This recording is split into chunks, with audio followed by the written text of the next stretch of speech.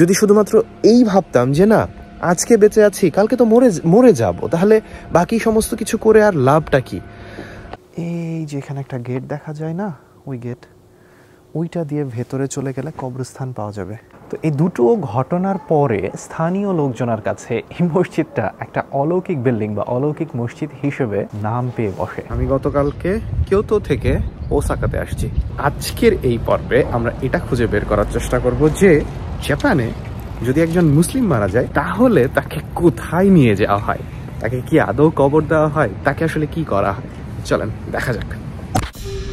জাপানে মুসলিমদের জন্য তেমন একটা কবরস্থান নেই। কিছু কবরস্থানের নাম নেওয়া যায়, তাহলে ইয়ামানাশি, হিরোশিমা, বেপ্পো, অকায়ামা। আজকে আমরা যাব অকায়ামার কবরস্থানের খোঁজে।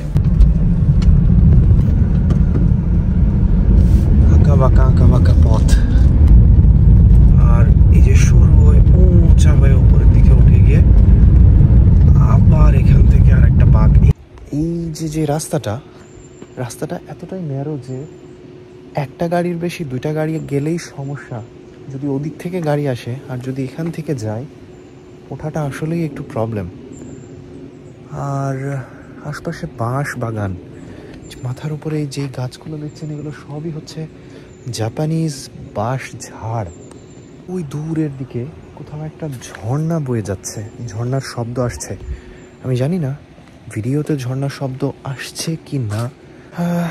কবরস্থান, একজন মানুষ মৃত্যুর পরে তার বোধহয় ভ্যালুটা এভাবেই কমে যায়, তাই না? যখন আমরা বেঁচে থাকি তখন আমাদের জন্য কত বিশাল আয়োজন হয়, সবচেয়ে বড় শহর, সবচেয়ে বেস্ট কোয়ালিটির জায়গাটাতে থাকতে হবে। মৃত্যুর পরে এইরকম একটা নির্জন পাহাড়ের মাঝে কোনো এক বাঁশ ঝাড়ের পাশে আপনার একটা ছোট্ট স্থান হবে। তবুও এই হচ্ছে আমাদের জীবনের আসলে সার্কেল। তো আমরা ভাবতে পারি যে হয়তো সবচেয়ে বড় জায়গায়, সবচেয়ে বেস্ট জায়গাটাতে সবচেয়ে বেস্ট জিনিসটা আমাদের জন্য লাগবে। এটা লাগবে কারণ আমরা বেঁচে আছি, বা আমাদেরকে সবচেয়ে বেস্ট হয়ে দেখাতে হবে। এইটাই আমাদের জীবনের অর্থ, তাই না? যদি শুধুমাত্র এই ভাবতাম যে না আজকে বেঁচে আছি কালকে তো মরে যাব, তাহলে বাকি সমস্ত কিছু করে আর লাভটা কি? তাহলে আমাদের মানব সভ্যতা কখনোই উন্নতির দিকে যাবে না। তো আমাদের আল্লাহ তাআলা যে মস্তিষ্ক দিয়েছে সেটা দিয়ে সবচেয়ে বেস্টটা করে যাওয়াটাই হলো আমাদের এই জীবনের একটা বড় অর্থ। ওই তো এখানে সাইন দেওয়া হাশিমোতো মুসলিম গ্রেভিয়ার্ড, এই রাস্তা ধরে গেলেই পাওয়া যাবে। আর এখানে এমন একটা বাঁক নিয়েছে, ওই উপর দিকে একটা রাস্তা সোজা চলে গিয়েছে, আর এইখানে ওই যে দেখেন ভেতরে একদম বন জঙ্গল ছাড়া কিছুই না। ওকে, সামনের দিকে আগানো যাক। এই যে এটাই হলো হাশিমোতো মুসলিম গ্রেভিয়ার্ড।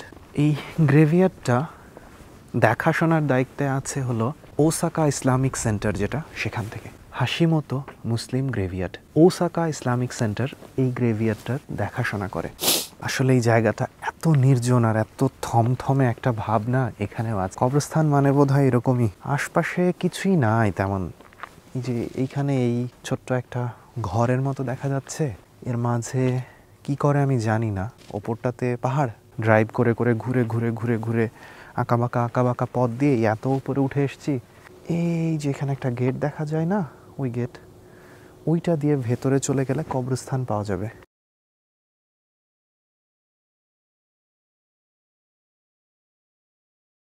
এখানে আরেকটা ইন্টারেস্টিং জিনিস দেখায়, নো এন্ট্রি, গাড়ি এই রাস্তা দিয়ে প্রবেশ নিষেধ। এই রাস্তায় শুধু অ্যাম্বুলেন্সই যেতে পারবে। এর মানে হচ্ছে মৃত্যুর পরে তোমার সঙ্গে তোমার দামি গাড়ি, তোমার দামি বাড়ি, তোমার সবচেয়ে দামি সোনা দানা অর্থ কড়ি যা কিছু আছে, এর কোনো কিছুই তোমার সঙ্গে যাবে না।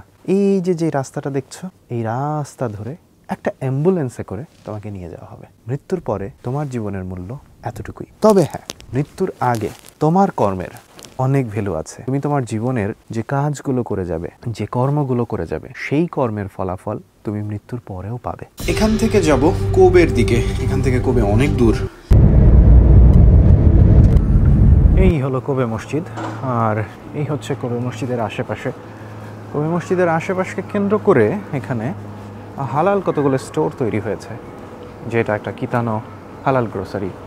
1945 সালের দ্বিতীয় বিশ্বযুদ্ধেও এটি টিকেছিল। 1995 সালের ভূমিকম্পেও এই মসজিদটি তার নিজের অবস্থান ধরে রেখেছিল। তো এই দুটো ঘটনার পরে স্থানীয় লোকজনের কাছে এই মসজিদটা একটা অলৌকিক বিল্ডিং বা অলৌকিক মসজিদ হিসেবে নাম পেয়ে বসে। উজু শেষ করলাম, আসরের নামাজ পড়া যাক, কিছুক্ষণ পরে মাগরিবের সময় হবে। কুবেতে যে শুধুমাত্র কুবে মসজিদটাই সুন্দর তা না, কুবেতে আশেপাশটাও অনেক সুন্দর। আসেন আশেপাশটা দেখা যাক। এইটা বাস স্ট্যান্ড, কিতানো বাস স্ট্যান্ড। আর খেয়াল করেন, দারুণ না?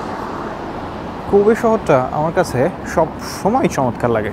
এখানে পুলিশ দেখা যাচ্ছে, তো হয়তোবা অ্যাক্সিডেন্ট জাতীয় কিছু একটা হয়েছে সম্ভবত। যে আমার পাশের এই পুলিশগুলো মেবি রাস্তার ওখানে অ্যাক্সিডেন্ট জাতীয় কিছু একটা হয়েছে।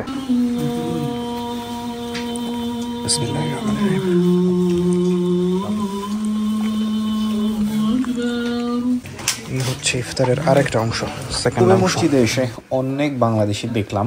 তার মানে কুবেতে অনেক বাংলাদেশি থাকে এবং কিছু বাংলাদেশি ছোট ভাইদের সঙ্গে তো পরিচয়ও হয়ে গেল। ঠিক আছে ভাই, বাই বাই।